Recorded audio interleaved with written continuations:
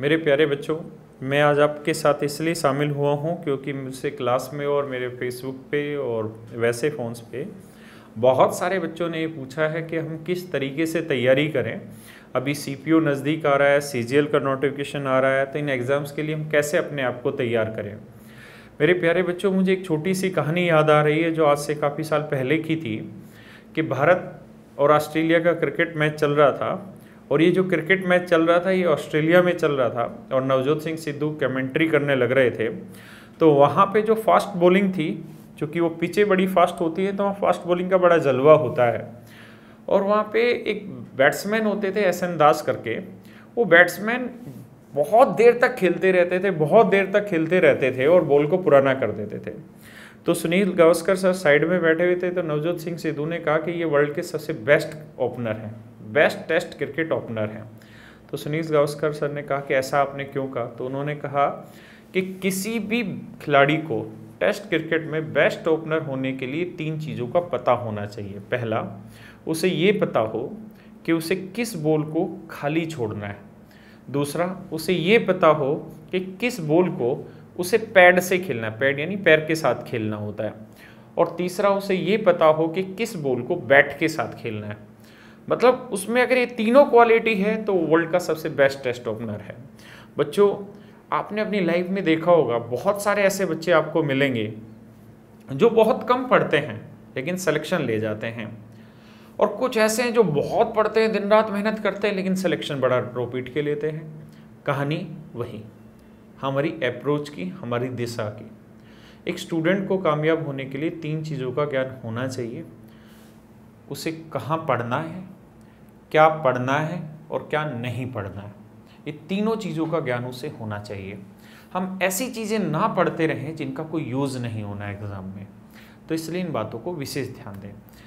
जो ये डाटा आपके सामने लिखा है बच्चों, ये आपको डराने के लिए नहीं लिखा हुआ है, ये बस थोड़ा सा एक दिशा देने के लिए लिखा हुआ है कि जो कामयाबी का रास्ता है वो यहीं से निकलेगा। वही मैं आपको समझाता हूँ। बच्चों, अपना सीजीएल हुआ 2016 का, लगभग 39 लाख बच्चे इसमें इन्होंने फॉर्म अप्लाई किया और 43 शिफ्ट में ये एग्ज़ाम हुआ। बाद में एक शिफ्ट कैंसिल हुआ, तो यानी लगभग 44 शिफ्ट में ये एग्ज़ाम हुआ। इसी तर्ज पर बच्चों सीपीओ का एग्ज़ाम हुआ, लगभग 18 लाख के आसपास बच्चे शायद अपीयर हुए इसमें, 23 शिफ्ट में ये एग्ज़ाम हुआ। इसी तरीके से बच्चों सीएचएसएल में 64.8 लाख बच्चे ऐसे थे जिन्होंने फॉर्म अप्लाई किया और 72 शिफ्ट में ये एग्ज़ाम हुआ। और एमटीएस में बच्चों 72 लाख बच्चों ने ये फॉर्म अप्लाई किया और एसएससी उनको ऑनलाइन करा नहीं पाया, इसलिए उस एग्ज़ाम को ऑफलाइन मोड पर लेके चला गया। बच्चों, पहले क्या होता था कि एग्ज़ाम ऑफलाइन होता था। जब एग्ज़ाम ऑफलाइन होता है तो वहाँ पे एसएससी को ज़्यादा से ज़्यादा पूरे सीजीएल को समेटने में या पूरे सीएचएसएल को समेटने में 4 से 5 सेट तैयार करने होते थे और 4 शिफ्टों में आराम से पूरे बच्चों का एग्ज़ाम हो जाता था। तो वहाँ बहुत ज़्यादा चांसेस होते थे अच्छे अच्छे क्वेश्चन जनरेट करने के, कि आराम से उन 5 सेटों में मैथ के हम 20 सवाल भी अच्छे से क्वेश्चन डेवलप कर दें तो एक अच्छा पेपर बन जाता था। अब क्या हुआ बच्चों कि हर शिफ्ट में 100 क्वेश्चन, तो 44 शिफ्ट में आपके तैयार हो गए 4400 क्वेश्चन। इसी तरीके से आपका सीपीयू, इसी तरीके से आपका सीएचएसएल 100 क्वेश्चन के हिसाब से 7200 क्वेश्चन तैयार हो गए। तो आप सोचिए कि 7200 क्वेश्चन एसएससी को तैयार करने हैं सीएचएसएल के लिए, 4400 क्वेश्चन एसएससी को तैयार करने हैं सीजीएल के लिए। कितना मुश्किल काम है। एक अच्छी बुक लिखने में सालों बीत जाते हैं और उस बुक में 7200 क्वेश्चन भी नहीं होते। तो एसएससी कैसे इतने शॉर्ट टाइम पीरियड पर 7200 क्वेश्चन बना लेगा, या सीजीएल में कैसे नए 4400 क्वेश्चन बना लेगा। मैं आपको बच्चों एग्जैक्ट डाटा बता रहा हूं जो एसएससी का है। इन 4400 क्वेश्चन में जीएस के बच्चों 1100 क्वेश्चन थे और इन 1100 क्वेश्चन में मात्र 90 क्वेश्चन ऐसे थे जो नए थे, जिनमें कुछ करंट अफेयर के क्वेश्चन थे, कुछ चीज़ें बदली थी वो थी। बाकी जो 1010 क्वेश्चन थे वो ऐसे सवाल थे जो टोटली रिपीटेड थे, सारे के सारे क्वेश्चन रिपीटेड थे वहाँ पर। कोई भी क्वेश्चन ऐसा नहीं था 1010 में जो नया हो। जो नए क्वेश्चन थे मैंने काउंट करके आपको बताए 90, जिनमें करंट अफेयर है, बाकी सारी चीज़ें हैं। इसी तर्ज पर बच्चों मैथ पे आते हैं। मैथ में जो 1100 क्वेश्चन आए उनमें कुछ क्वेश्चन गलत थे, भाषागत, लगभग फिर भी 1000 क्वेश्चन ऐसे थे कि आप देखते ही बना लेंगे। अगर आपने मैथ में 7300 को बुक की होगी, प्रीवियस ईयर के क्वेश्चन किए होंगे, तो 1000 क्वेश्चन देखने में आपको टाइम, जल्दी से करने में टाइम नहीं लगेगा। Repeated question. रीजनिंग में तो बच्चे इससे भी बुरा हाल था, 1000 से भी ज्यादा क्वेश्चन रिपीटेड थे रीजनिंग में। हाँ, इंग्लिश में जो रिपीटेशन का प्रोसेस था वो इन सब से कम था। इंग्लिश में जो 1100 क्वेश्चन थे बच्चे उसमें लगभग 900 क्वेश्चन के आसपास रिपीटेड थे, डायरेक्ट या इनडायरेक्ट वे में। कुछ जगह चेंजेस थे, पैसेज चेंजेस थे, कुछ सेट में तो पैसेज भी बच्चों सेम आए, कुछ जगह हमारे चेंजेस वोकेबलरी में थे, कुछ जगह हमारे और उसमें थे, क्वेश्चंस में थे। यानी लगभग फिर भी 800 से 900 क्वेश्चन रिपीटेड थे। तो ये एक बहुत बड़ा अमाउंट होता है क्वेश्चन का जो इतना रिपीट होने लग रहा है। तो बच्चों इतने सारे नए क्वेश्चन तैयार कर पाना एसएससी के लिए संभव नहीं है। यानी इसके पास एक ही रास्ता बनता है कि जो प्रीवियस ईयर के क्वेश्चन हैं उनको उठाइए, उनको थोड़ा सा रिफ्रेश करिए और उन क्वेश्चन को लेके फिर से सामने आ जाइए। 2016 सीजीएल का मैं आपको स्कोर कार्ड बताता हूँ। 2016 में आप जानते हैं कि जो क्वालिफाइंग रेट गया है वो 137.5 मार्क्स है। यानी 200 में से 137.5 नंबर जब आपके आ रहे होंगे, उस दशा में आप प्री क्वालिफाई कर रहे होंगे। और ये बड़ा स्टेटस नहीं है या ये बड़ा डाटा नहीं है बच्चों। बड़ा डाटा ये है कि इस मार्क्स के बावजूद भी, इतनी मेरिट के बावजूद भी 1,49,460 बच्चे मीन्स देने के लिए तैयार हो गए। और इससे भी बड़ी विचित्र बात यह है बच्चों कि 150 से ज़्यादा नंबर जो थे वो 27,652 बच्चों के थे। और आप जानते हैं सीटें कितनी हैं? 10,000 से भी कम। 27,652 बच्चे ऐसे थे जिनके 150 से भी ज़्यादा नंबर थे, और जो हाईएस्ट स्कोरर था वो 192 था। तो मेरे बच्चों, मैं आपको कहना ये चाह रहा हूँ, जो ये 150 से नीचे वाले थे ये तो सिर्फ मेंस दे रहे होंगे, सिलेक्शन नहीं पा रहे होंगे। कारण बच्चों, जब आप मेंस में बैठते हैं तो मेंस में मैथ और इंग्लिश आते हैं आपके, तो मेंस में हर एक स्टूडेंट का एवरेज टू टॉपर स्टूडेंट का जो रेशियो रहता है मार्क्स का, जो कोचिंग ले रहा है मुझसे, उसका लगभग स्टेटस यही रहता है कि वो 175 से और 190 के बीच में नंबर लेके आता है। कुछ बच्चे होते हैं जो 200 चले जाते हैं, कुछ 197.5 आते हैं, 2-4 नंबर ऊपर नीचे रहते हैं। मतलब ये एक एवरेज स्कोर होता है कोचिंग लेने वाले बच्चे का, जो हम जिससे पढ़ रहा है, जो कॉन्सेप्चुअल पढ़ाते हैं चीज़ों को बढ़िया से, तो वो इस लेवल पे आ जाता है। अगर वो कोई सिली मिस्टेक ना करे तो 190 पहुंच जाता है, अदरवाइज 1-2 क्वेश्चन गलत कर लेता है। अगर हम इंग्लिश की बात करें बच्चों, तो इंग्लिश में भी लगभग जो स्कोर रहता है वो 155 से 170 के बीच में रहता है। यानी इसके बीच वेरी करता है उसका स्कोर 175, 180। 200 में 200 नंबर इंग्लिश में लाना बड़ा मुश्किल काम है बच्चे, बहुत मुश्किल काम होता है। तो ये इंग्लिश का स्कोर होता है, ये मैथ का स्कोर होता है। मेरे बच्चों, मैं यहाँ पे कहना आपको ये चाह रहा हूँ कि मेंस वो स्थान नहीं है या मेंस वो एग्जाम नहीं है जहाँ पे आप बहुत ज़्यादा लीड लेके चले जाएंगे। मेंस में आप 185 नंबर ला रहे होंगे, आपके आसपास के जो बच्चे होंगे, बहुत भीड़ होगी, वो 190 लेके आ रही होगी। यानी जो डिफरेंस होगा वो बहुत ज़्यादा नहीं होगा, 5-7 नंबर के गैप में चल रहा होगा। सेम यही चीज़ इंग्लिश में भी है बच्चों। डिफरेंस कहाँ जनरेट हो रहा है आज के टाइम में? डिफरेंस जनरेट हो रहा है एसएससी प्री में। आप नंबर लेके आए 140, एक बच्चा नंबर लेके आ रहा है 192, बहुत बड़ा डिफरेंस है। 170, बहुत बड़ा डिफरेंस है। तो जो मेन डिफरेंस है बच्चों, वो यहाँ से आना है, यहाँ बहुत कम डिफरेंस आना है। तो आज मैं आपको जो बात बता रहा हूँ वो मैं बात बता रहा हूँ एसएससी प्री के लिए, कि इस पे हम कैसे फोकस करें। प्यारे बच्चों, अभी आपको चीज़ें समझाई है कि हमें जो स्कोर लाना है प्री में वो 170 प्लस पे आना होगा, तो हम सिलेक्शन की दौड़ पे होंगे। अब बात करते हैं कि हम 170 प्लस पे कैसे पहुँचें। तो उसका मैं आपको सब्जेक्ट वाइज समझाता हूँ चीज़ें। अगर मैं मैथ की बात करूं बच्चों, तभी आपको मैंने कहा कि प्रीलिम्स के एग्जाम में बहुत सारे क्वेश्चन रिपीटेड होते हैं, मेंस में भी रिपीटेड होते हैं, लेकिन प्रीलिम्स में जो एग्जाम में क्वेश्चन रिपीटेशन का फॉर्मूला वो बहुत बड़ा है। तो प्यारे बच्चों, इसके लिए आप करें क्या, मेरी एक बुक है मैथ्स की 7300, आप पढ़ते भी होंगे। इस बुक में हमने कई सारे चेंजेस किए हैं।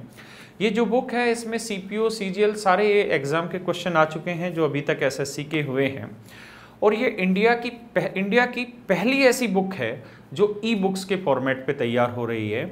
इस बुक का जैसे ही आप पहला पेज खोलते हैं बच्चों, तो आपको यहाँ पर एक QRL कोड लिखा होगा। आपको किसी पेन से उस QRL कोड को इसको स्क्रैच करना होगा इस तरीके से, और जब ये QRL कोड स्क्रैच हो जाएगा तो इसमें आपको पूरी डिटेल लिखी हुई है। यहाँ एक ऐप है हमारा RYP ई बुक ऐप, ये iOS ऐप भी है और ये एंड्रॉयड ऐप भी है। आप इस ऐप को डाउनलोड करें, अपनी पूरी डिटेल फिल करें, उसके बाद इस बुक को यहाँ से स्कैन करें उसी ऐप से, तो उसके बाद ये प्रॉपर बुक आपके फ़ोन पे रजिस्टर्ड हो जाएगी। उसके बाद जैसे ही आप यहाँ पर आते हैं, पहले चैप्टर पे आते हैं, तो जैसे मान लीजिए हमारा पहला चैप्टर है नंबर सिस्टम का, तो जैसे ही आप नंबर सिस्टम पे आएंगे तो आप अपनी तैयारी करना स्टार्ट करेंगे यहाँ पर। तो जब तैयारी करना स्टार्ट करेंगे तो आपके मन में आएगा कि नंबर सिस्टम में कौन कौन से चैप्टर है और उनके बेसिक कॉन्सेप्ट्स हैं क्या क्या, हम उन्हें जाने कैसे। तो आपने करना क्या है, उसी मोबाइल से बच्चे इस QR कोड पर आना है जो ऊपर लिखा हुआ है QR कोड। इस QR कोड पर आइए, इस कोड को अपने मोबाइल से स्कैन करिए उसी एप्लीकेशन से, तो आपके सामने लिस्ट आ जाएगी कि APGP, unit digit, number of zero और ऐसे बहुत सारे चैप्टर की लिस्ट आ जाएगी। आपको जिस चैप्टर का वीडियो देखना है, और उन सभी वीडियोस में मैं आपको पढ़ा रहा हूँ, तो जिस भी चैप्टर का आपको वीडियो देखना है आप उस लिस्ट को क्लिक करिए, टच करिए अपने फ़ोन पर, आपके मोबाइल में वो वीडियो चलनी स्टार्ट हो जाएगी। उसके अलावा बच्चों, हमने हर क्वेश्चन का वीडियो आपको दिया है यहाँ पर। जैसे मान लीजिए पहले पेज पे हमारे क्वेश्चन नंबर 1 से 15 तक क्वेश्चन डले हुए हैं। आप अगर किसी भी क्वेश्चन को तैयारी कर उस पार्ट को समझने के बाद पढ़ना शुरू करते हैं, और मान लो आपको 8वें क्वेश्चन में बच्चे कोई प्रॉब्लम आई, आप पीछे से इसके सॉल्यूशन को देखेंगे 8वें क्वेश्चन में, अगर सॉल्यूशन समझ आया तो ठीक, नहीं आया फिर से इसको स्कैन करेंगे, तो इस साथ में एक लिस्ट आ रही होगी और उस लिस्ट में लिखा होगा क्वेश्चन नंबर 1, 2, 3, 4, 5 और 15 नंबर तक क्वेश्चन लिखे होंगे। तो बस आपको करना क्या है, क्वेश्चन नंबर 8 जिस पे भी आपको डाउट था उसे टच करना है, क्लिक करना है। जैसे आप उसे टच करेंगे तो आपके मोबाइल में एक वीडियो चलनी स्टार्ट हो जाएगी क्वेश्चन नंबर 8 की, और ये सिस्टम हमने हर सिंगल क्वेश्चन का दिया है। पूरी बुक में हर सिंगल क्वेश्चन के लिए हमने QR कोड जनरेट किए हैं ताकि आप हर सिंगल क्वेश्चन की वीडियो देख पा रहे हो बच्चे। तो हम इस चीज़ पे चल रहे हैं और ये हर चैप्टर पे डाला है बच्चे। किसी भी चैप्टर पे आएंगे तो हर चैप्टर के लिए हमने QR कोड तैयार किया हुआ है। तो इससे 2 फायदे होंगे। इसमें एक तो सारे प्रीवियस ईयर के क्वेश्चन हैं, साथ ही साथ हर एक क्वेश्चन का आप वीडियो एक्सप्लेनेशन भी देख सकते हैं जो किसी बुक में नहीं है और किसी बुक में हो भी नहीं सकता है, क्योंकि बच्चों जितने भी पब्लिशर हैं उनका मेनली एक काम होता है प्रॉफिट कमाना। वो टीचर नहीं होते हैं बाय हार्ट। मैं टीचर हूँ तो मुझे पता है कि एक स्टूडेंट को क्या चीज़ें रिक्वायर्ड है, इसलिए मैं प्रॉपरली वहीं पे काम कर रहा हूँ, और इसीलिए इस बुक में हमने वो सारी चीज़ें डाली हैं जो एक स्टूडेंट को तैयारी करने में हेल्प करती हो। तो बच्चों आप मैथ्स के लिए इस बुक को परचेज़ करें। इस बुक को आप ऑनलाइन भी परचेज़ कर सकते हैं मेरी वेबसाइट से, साथ ही साथ अब आपके सभी नज़दीकी जो भी बुक स्टोर्स हैं वहाँ पर ये बुक अवेलेबल है। आप करिए, वीडियो देखिए, क्वेश्चंस की तैयार करिए और इस बुकलेट को पूरी को कंप्लीट कर जाइए। आप जब पेपर दे रहे होंगे तो देखेंगे लगभग 99% क्वेश्चन इस बुक से आपके रिपीट हो रहे होंगे। इसी तरह पर बच्चों मैं जो आपको कह रहा था कि अभी जो हमारा सीजीएल हुआ था उस पर लगभग सभी क्वेश्चन इसी बुक से आए थे, और अभी आपके पास जितना भी समय बच रहा है मैं आपको रिकमेंड करूंगा कि आप इसी बुक को बेस बनाएं और इसी बुक को कंप्लीट करें, क्योंकि इसमें सभी प्रीवियस ईयर के क्वेश्चन शामिल हैं। हर एक क्वेश्चन का वीडियो एक्सप्लेनेशन आपके पास है। तो मुझे लगता है आपको केवल और केवल इसी किताब से तैयारी करनी चाहिए, और ये किताब इतनी बार प्रिंट हो चुकी है कि इसमें अब बहुत कम एरर हैं या नहीं है। तो बच्चों आपको इसी तरफ आगे बढ़ना चाहिए और मैथ के लिए इसी पे तैयारी करनी चाहिए। बच्चों इसी तरीके से हमने रीजनिंग की 7300 बुक लेके आए हैं। जो रीजनिंग की 7300 बुक है उसमें हमने प्रीवियस ईयर के सभी क्वेश्चन को शामिल किया हुआ है, इसी तर्ज पर उसको लेके आए हैं। इसी तरीके से हमने जीएस की बुक को तैयार किया है। जीएस इन सभी टाइटल्स के हमने जो नाम लिखे हुए हैं वो 7300 प्लस करके नाम लिखे हुए हैं। जो हमारी जीएस की बुक है बच्चों उसमें हर चैप्टर के प्रीवियस ईयर क्वेश्चन के चैप्टर वाइज क्वेश्चन हमने डाले हैं। जैसे मान लीजिए इकोनॉमिक्स में हमारा नेशनल इनकम कोई चैप्टर है, तो उस नेशनल इनकम से जितने भी रिलेटेड आज तक क्वेश्चन आए हैं वो सारे क्वेश्चन हमने डाले हैं, और सिर्फ क्वेश्चन नहीं डाले हैं, उन क्वेश्चन को बहुत डिटेल में एक्सप्लेन किया है। और ये जो डिटेल में एक्सप्लेनेशन जो किया है बच्चों, इस एक क्वेश्चन के एक्सप्लेनेशन से आपके बहुत सारे क्वेश्चंस के डाउट सोल्व हो पा रहे होंगे, बहुत सारे क्वेश्चन आप कर रहे होंगे। तो बड़ी मेहनत के साथ इसको किया गया है। तो जीएस में चैप्टर वाइज हर चैप्टर में जितने कॉन्सेप्ट है उसके तरीके से प्रीवियस ईयर के जितने क्वेश्चन उन सबको शामिल किया गया है, और बहुत डिटेल में उनके वाइड एक्सप्लेनेशन हमने दिए हैं।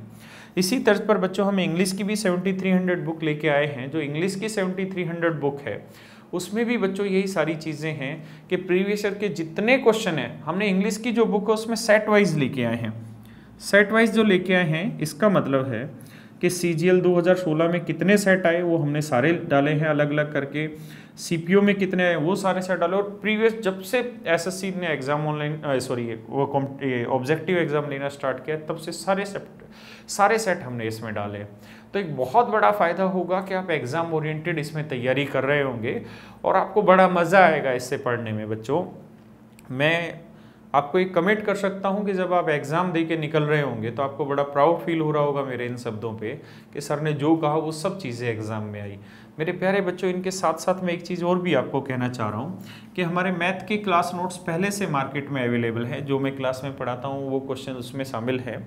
हम क्लास में और भी ज़्यादा क्वेश्चन पढ़ाते हैं, लेकिन आप उनसे भी पढ़ेंगे तो बहुत काम आएंगी वो चीज़ें। इसी तरीके से हमने रीजनिंग के भी क्लास नोट्स निकाले हैं। तो रीजनिंग में इस मार्केट में जितने भी बेहतरीन टीचर्स हैं उन सबको मैंने इकट्ठा किया है, उन सबके क्लास नोट्स को, और बढ़िया से तैयार कराया है, और उनमें साथ साथ उनके क्वेश्चंस भी डाले हैं, उन टीचर्स के टीचिंग मेथड को भी लगाया है, और बहुत ईमानदार प्रयास किया गया है कि उन क्लास नोट्स के थ्रू भी आप चीज़ों को समझ पा रहे हो। साथ ही साथ आप चाहें तो रीजनिंग की पेन ड्राइव हम लोगों ने निकाली हुई है, तो आप हमारी वेबसाइट से रीजनिंग सब्जेक्ट की पेन ड्राइव को परचेज कर सकते हैं। इसी तर्ज पर बच्चों हम जीएस के भी क्लास नोट्स लेके आए हैं, और जीएस में इस मार्केट के नहीं, इस पूरे ऑल ओवर इंडिया में जितने भी नवरत्न टीचर हैं, मैंने देखा है कि जीएस की लाइन में जो सबसे टॉप फैकल्टीज़ हैं उन सब टॉप फैकल्टीज़ के क्लास नोट्स हमने अरेंज किए। वहाँ पर हमने अपने बच्चे स्टूडेंट्स को तैयार किया कि उनके क्लास नोट्स को उठाए और उसको और बढ़िया से सिस्टमेटिक बनाए, और जितने चैप्टर हैं उनमें जो चैप्टर है उससे रिलेटेड जितने क्वेश्चन आए हैं, किस कॉन्सेप्ट से हैं, उस कॉन्सेप्ट के अकॉर्डिंग हमने उन सारे पोर्शन को तैयार किया हुआ है। तो ये एक बेहतरीन तरीका होगा जीएस के क्लास नोट्स वाला, तो वहाँ से भी कर सकते हैं। हम इंग्लिश के भी क्लास नोट्स लेके आ रहे हैं, तो आप इनके थ्रू अपने कॉन्सेप्चुअल पार्ट को और स्ट्रॉन्ग बना सकते हैं। अभी आपके सीपीओ के केवल 50 दिन बचे हैं और 80 दिन के आसपास आपका लगभग सीजीएल बचा हुआ है। तो ये बड़ा क्रूशियल टाइम है, इस समय को व्यर्थ ना करें, और जैसे मैंने आपको बताया है उस तरीके से तैयारी शुरू करें। जब आप एग्ज़ाम दे रहे होंगे तो आप ज़रूर मेरे शब्दों पर प्राउड फील कर रहे होंगे। बच्चों, लाल किताब को अपनाइए, यही आपके जीवन में सफलता लेकर आएगी और इसी के सारे आपका सिलेक्शन होगा। तो खुश रहिए बच्चों, मस्त रहिए, पढ़िए ज़रूर। ये 50 और 80 दिन जो हैं ये टारगेट है आपके लिए, और इसको अचीव करिए। इधर उधर टाइम मत खराब करिए। बाय दोस्तों।